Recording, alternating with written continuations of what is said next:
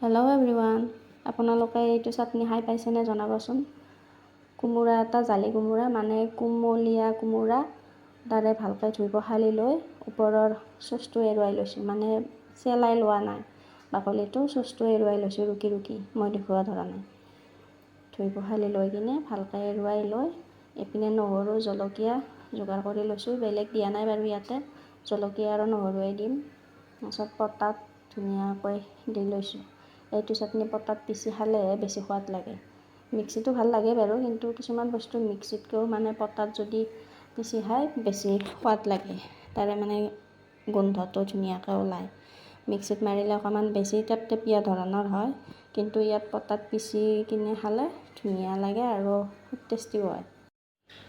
ধুনীয়াকৈ পিচি লৈছোঁ, মিহি হোৱালৈকে পিচি কিনে ধুনীয়াকৈ টেষ্টিকৈ আজি খাম আৰু। আপোনালোকে এইটো চাটনি খাই পাইছেনে জনাবচোন, আৰু যদি খাই পোৱা নাই এবাৰ ট্ৰাই কৰি চাব আৰু কেনেকুৱা লাগে জনাব, খুব টেষ্টি।